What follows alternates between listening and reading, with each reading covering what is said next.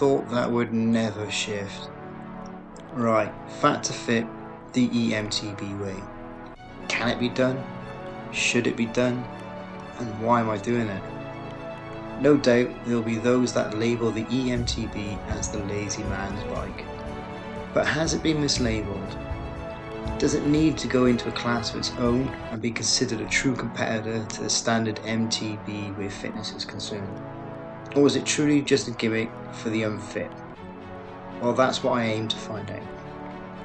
Now, you would be forgiven for thinking that I'm some sort of fitness fanatic or in the past rode mountain bikes in some sort of professional capacity, but you'd be wrong. Way wrong.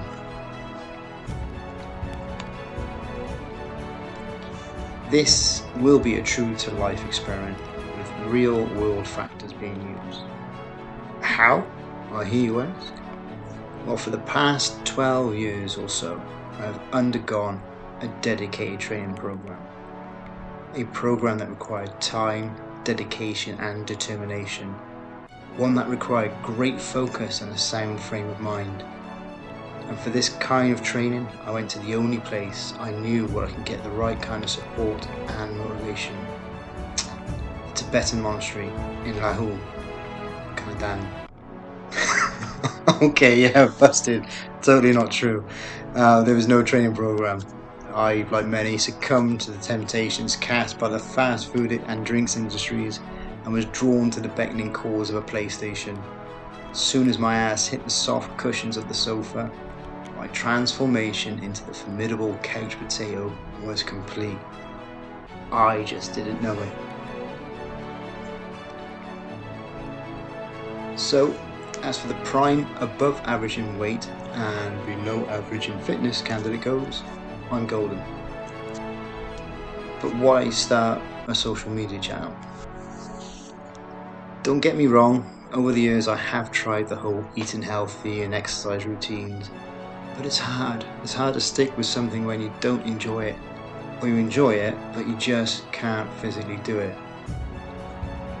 So while sat staring at my mountain bike that I just upgraded after my last failed attempt to get fit, I thought to myself, how can I make getting fit on a mountain bike fun? At that point I started concentrating on biking holidays and trips just to make it more interesting. I had a conversation with my nephew and he reminded me of his recent purchase. You guessed it, an EMTB. It was at that point I decided that this was how I was going to get fit on a mountain bike and enjoy it. All I needed now was a way for me to keep the motivation and the pressure on so I could shed some weight and get fit. And then, after a flashback to my childhood, I found the inspiration I was looking for. The only method I know that reliably works to get someone to do something they don't want to do. Peer pressure. If I am to succeed this time, I have to make it feel like I have no choice but to succeed. And then, as a flash of lightning illuminated the sky and a clap of thunder echoed across the distant lands, another fad rockumentary was born. Fat to Fit, the EMTB way. No, seriously, it was that dramatic. Or if you prefer the slightly shorter version, I'm fat and I'm fit and I wanted to share my journey to a fitter, healthier lifestyle with those looking for inspiration to do the same. Simple.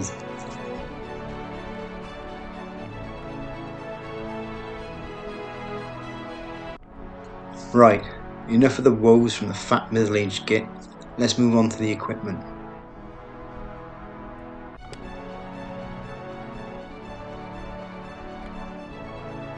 We'll start with the Wolfang GA429 action camera.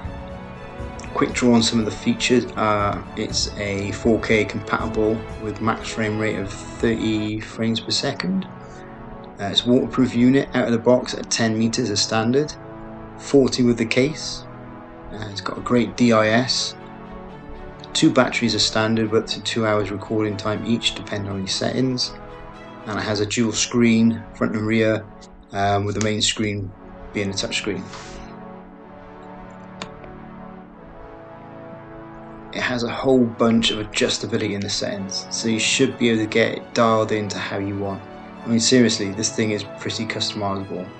Having said that though, this is the first action camera I've owned, so other than a mobile phone, I don't really have anything to compare it to.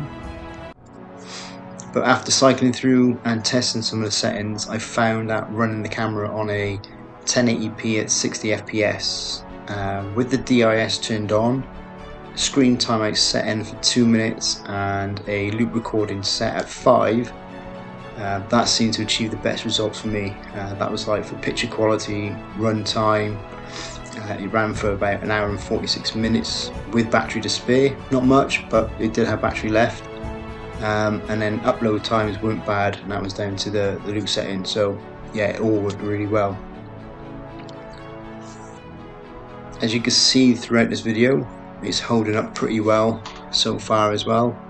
Granted, the weather isn't all that great and the speaker is muffled due to the case that I didn't want to use being used whilst I sourced an alternative. But you can see the DIS is working wonders, image is decent, everything that needs to be in focus is in focus, and the colour is bob on. So for 90 bucks, first proper rating, happy with my choice definitely.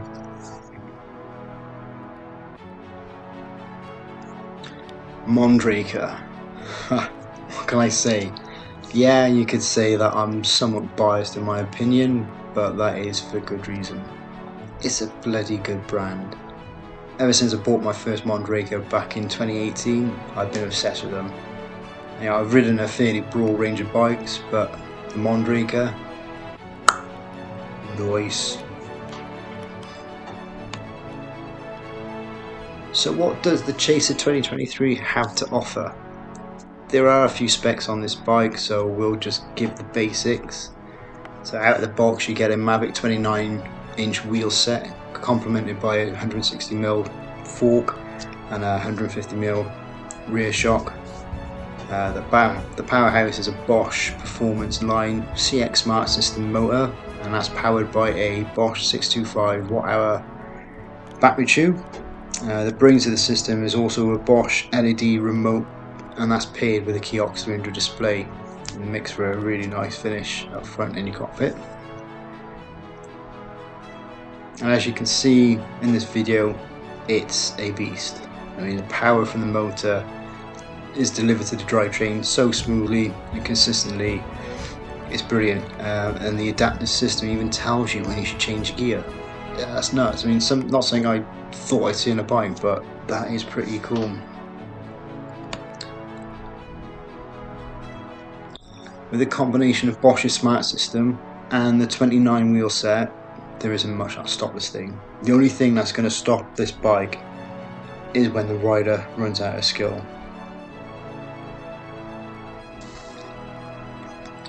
Obviously, first impressions can and will no doubt change over time, but as it stands as of today, both of these are fantastic bits of kit, well worth the investment. Right, I've rattled on enough, and seeing as the video goes on for about 47 minutes, I'll end it here. For those who want to see the video in its entirety, I will upload it, the full run. There is a small wipeout in here somewhere, maybe two, but one of them is literally just a fall over from standstill. Crazy. In my defense though, it's bloody wet and it's really slippery out there, as you can see. It's crazy. Right, that's me done. I'll let you crack on and enjoy, and I'll see you on the next one.